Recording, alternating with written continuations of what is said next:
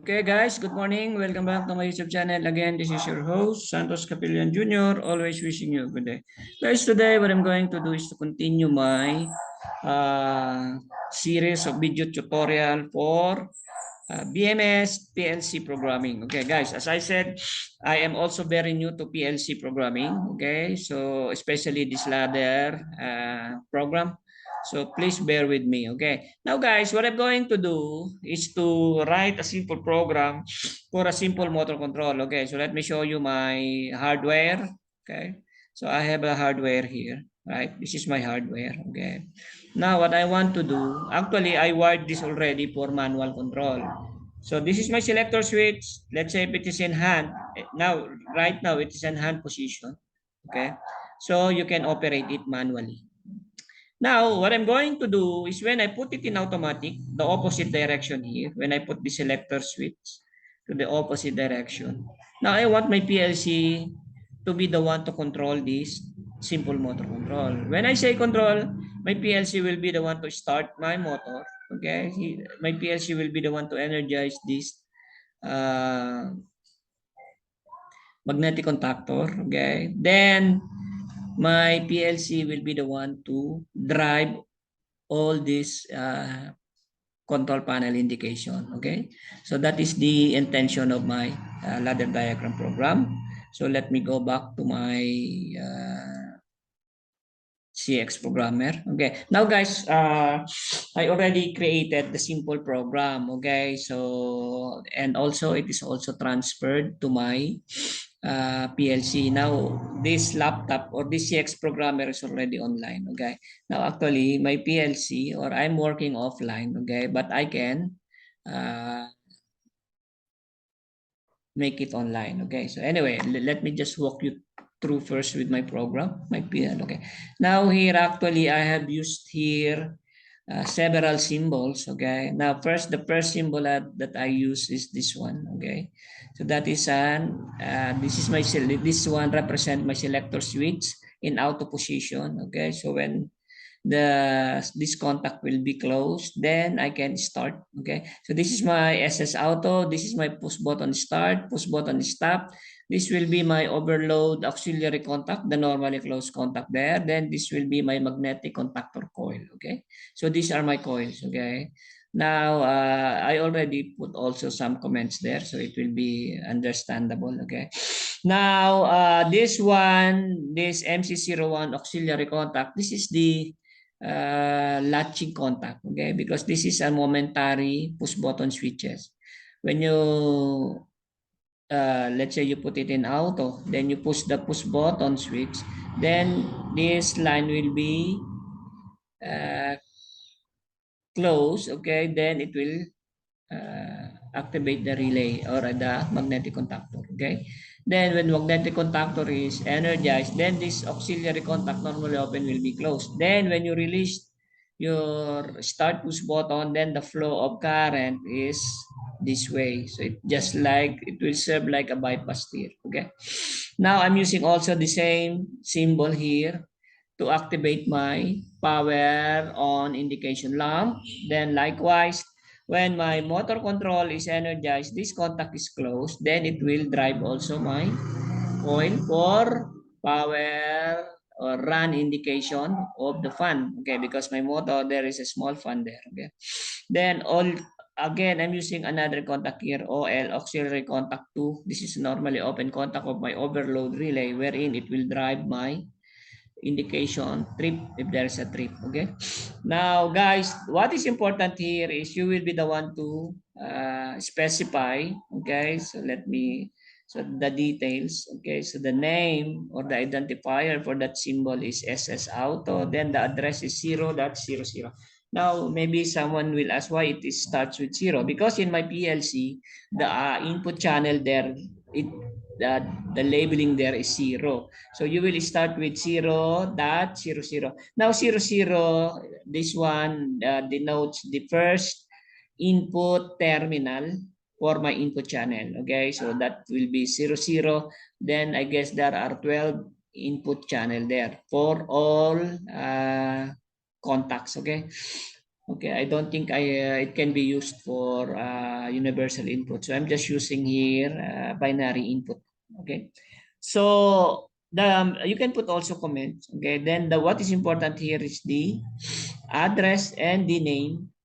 Okay, so the name should be unique for each symbol. Okay, meaning you can repeat the symbol, you can use the same symbol, okay? But the name of each symbol, which is not being repeated, should be unique, okay? So I hope you understand what I'm trying to say, okay? Then, okay, this is my push button start, details. Okay, actually you can see the details here. This push button start, now the address is 0.01. Then the comment is start. So the name is PB start. No need to go there, okay? So this is the stop. Again, you can see the address. Okay, then the address. What is important is the address. Okay.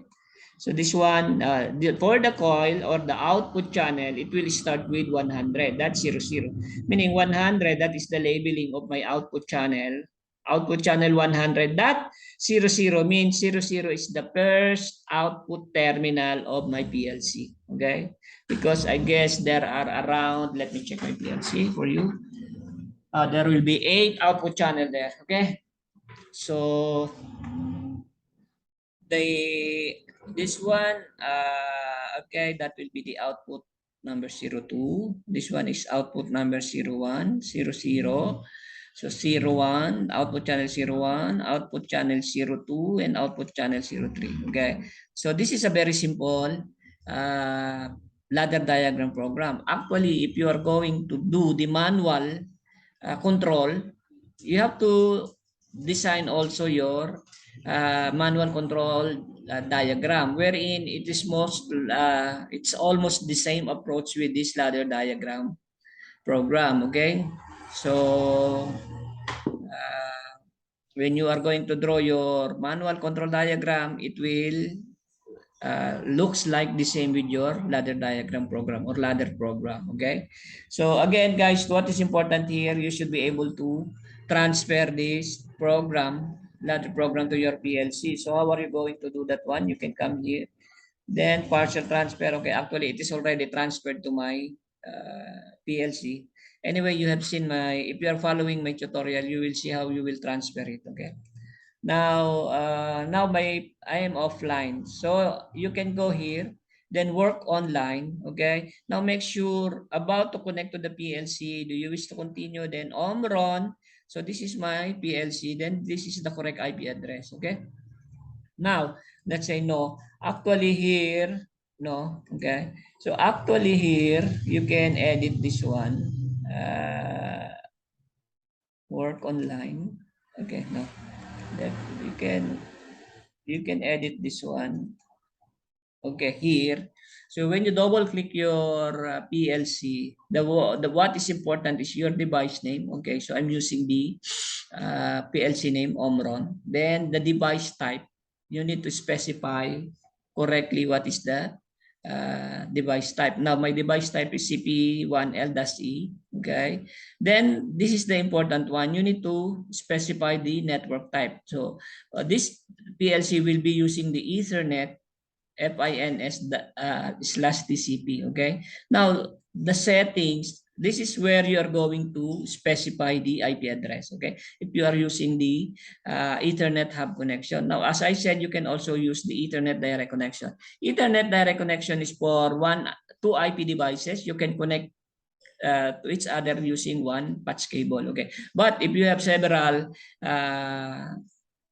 PLC like this and you have a switch, then you can work on several PLC using the Ethernet hub connection. Okay. Now, what is important here is the IP address 192.168.250.1. Now, when you have a new PLC which is capable of communicating in an Ethernet, then the first thing you need to do is check what will be the default IP address. Okay, so this is a default IP address of my Omron PLC. Okay, then use this port number 9600. Don't change it. Just accept what is being offered by the CX programmer. Okay, then you can say okay, then you can go online, work online, okay, then this dialog box will say it will try to connect, make sure that the IP address is correct and the Ethernet, the network there is correct, then yes, then it will try to connect, okay. So guys, actually I'm trying to simulate the control by forcing the contacts or the symbols, okay. Now first, I'm in the monitor mode. So first, in we can cancel all forces. Meaning when you cancel all forces, because in DDC, likewise in DDC, you can force the point, the BMS point. Here also you can force the symbol in your ladder diagram, wherein you can check if your program is correct. Like this one, I will try to, you can force if you are in monitor mode, because here you can change also your mode, operating mode. You can go program, monitor, and run if you want to run the PLC. Okay. Now, I'm in the monitor mode. Okay. So I want to do some simulation by forcing some of the symbols. Okay. Now I will try to on this selector switch. So this one, it's just like I'm uh, putting my selector switch in auto position. Okay. So when I put it in auto, as you can see, now it is on, meaning this is forced to on. So my power indication will be, it will show that there is already power in my control panel. Okay. Then this push button start, as I said, this is just momentary. Okay. So momentary meaning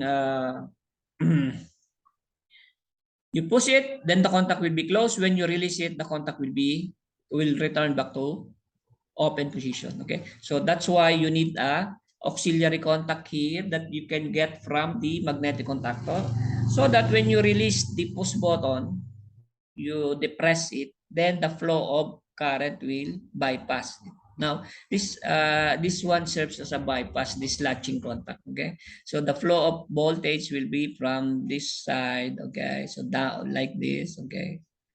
Okay, now again, let's try to force the push button. Okay, now as you can see, the flow, this circuit is complete. Your magnetic contactor will be energized. Okay, then when it is energized, then this one will be closed also. Then it will drive our run indication lamp. When it trips, this one, if it is connected to the overload relay, then it will drive also our trip indication. Okay. Now, hopefully, I will try to rewire this simple motor control. Okay, because I wired it already in manual control. Then I need to rewire it for the PLC, because I want my PLC to be the one to energize my magnetic contactor, then drive, run this fan. Okay, then my PLC also will be the one to give the proper indication here. Okay, so this is my magnetic contactor. This will be my overload relay. Then I'll be using the auxiliary contact here to be fed to my PLC. Okay, so okay, then let me go back to my programmer. Okay, now as I said, the ladder program is already transferred to my PLC, or likewise it's saying downloaded or uploaded to my PLC. Then it would be ready for the operation of the motor control. Okay, guys. Now, guys, if you will notice, I have a join member in my channel. Okay, if you are new to my channel, or if you are new to building management or building automation system, if you are a new engineer, you just joined this exciting field of engineering, you need some technical assistance. Okay. Now, I'm offering this technical assistance. I'm not saying I will do the work for you or I will do your job. I'm just going to give you some hints, some advice, some technical assistance if you are encountering some problem. Then you can go to my channel. You can see the video intended for members. I have detailed graphics creation. I have detailed functional block programming. I will do also some PLC programming if because I said I am also new to this. So you have to bear with me with PLC, okay? So I'm just doing this to help the beginners like me in PLC. Okay, guys, these are the perks that you can get if you will become a member of my YouTube channel. I hope you will find it attractive, or you will find it helpful for you, especially if you are new to building management system or building automation.